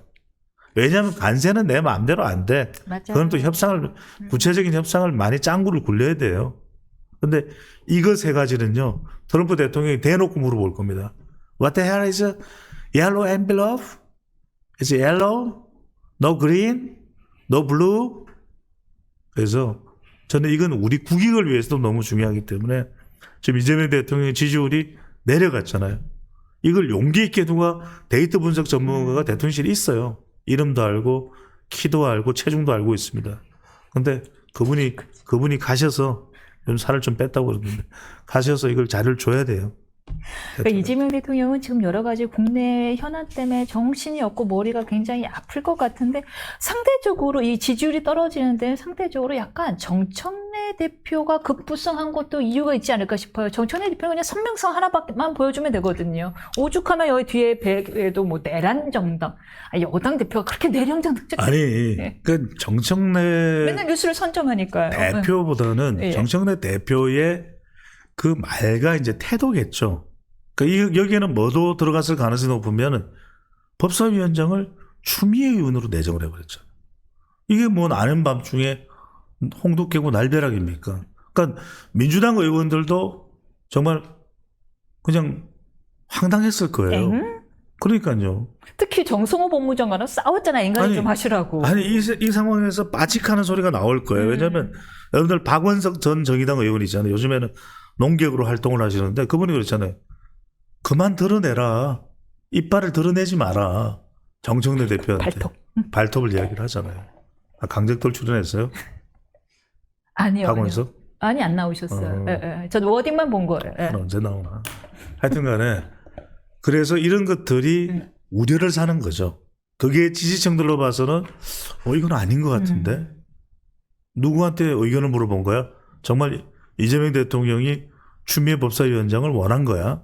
그게 고개를 갸우뚱거릴 수밖에 없어요. 그러니까요. 이게 굉장히 그래서 그때마다 그래서 이야기하는 이른바 선점하시는데 지금 이제 분석가들의 이야기는 물론 저는 아직까지 이 표현을 쓰는 데는 동의하지는 않습니다. 그런데 이미 일부 평론가들 사이에서는 명청전쟁 이야기를 해요. 그래서 저는 중국에 무슨 역사전쟁이 일어났나 명청전쟁? 이재명 정청래 전쟁. 이야기를 하는 평론가들도 벌써 있을 정도죠. 존재한다. 있을 정도죠. 알겠습니다. 여기까지 듣겠습니다. 잘 들었습니다. 네.